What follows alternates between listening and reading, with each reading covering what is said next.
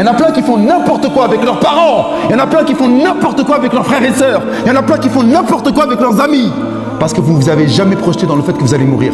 Si vous saviez que peut-être tout à l'heure il allait mourir, ou que demain il allait mourir, wallah, et que vous auriez un bon comportement avec lui, vous vous diriez, mais subhanallah, c'est vrai, peut-être qu'il va pourrir demain. Peut-être qu'il va pourrir, lui, demain, dans la tombe. Pourquoi je ne lui ai pas dit au revoir? Pourquoi je ne me suis pas excusé auprès de lui?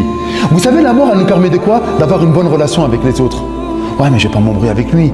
Ça se trouve, il va mourir. Et s'il meurt et que je reste comme ça embrouillé avec lui, je vais peut-être le regretter. Vous savez, il y a combien de... Écoutez bien, hein. Des fois c'est entre frères, des fois c'est entre amis de la cité, etc. Mais wallah, l'azim, il y a des frères qui viennent me voir et qui pleurent et qui donnent tous les jours des sadaqat. Et ils disent, subhanallah, ma mère, elle est morte alors qu'elle était fâchée sur moi. Eh, c'est la misère, hein. Ta mère, elle est morte alors que... Imagine, ta mère, elle meurt et elle a la rage sur toi. Allah la trabhak, qu'Allah fasse en sorte que tu ne gagnes jamais. Et elle meurt demain. Et il vient, il me parle, il pleure. Pourquoi il pleure? Parce qu'il est mort en embrouille avec sa mère. Il est mort en embrouille, son père il était dégoûté sur lui, il avait la haine sur lui. Hein? T'es mort comme ça? Ben oui, bouffon. T'as rien compris. Qu'est-ce que t'as pas compris? C'est que peut-être qu'il allait mourir demain. Et toi tu t'es mort et wallah al-azim, il a dit plus jamais de ma vie je pourrais lui demander pardon. Ça y est, les yeux lorsqu'ils se ferment, ils se ferment à jamais. Ils ne se réouvriront plus jamais. Et c'est avec ça qu'on est en train de jouer tous les jours. Vous savez pourquoi? Parce qu'on a oublié qu'en fait que nous allions mourir. On pensait que la mort n'était qu'un concept. Ouais, me dis, tu cries. Je crie.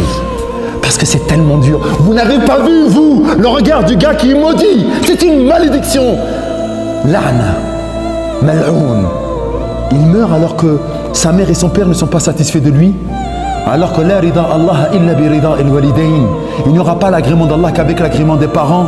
وَقَضَى رَبُّكَ أَلَّا تَعْبُدُوا إِلَّا إِيَّاهُ وَبِالْوَالِدَيْنِ إِحْسَانًا.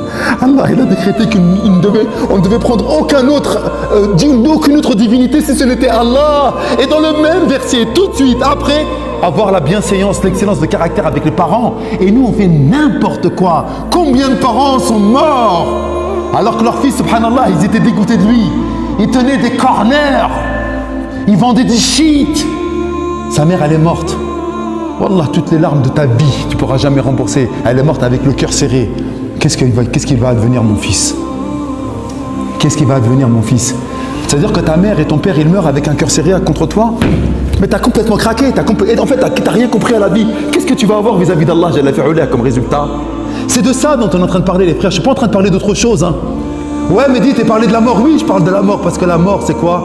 C'est ce qui va faire le discernement entre le monde réel et le faux. Ah, vous pensez que le monde réel, c'est nous? Non, nous, c'est le faux. Le monde réel, c'est après la mort.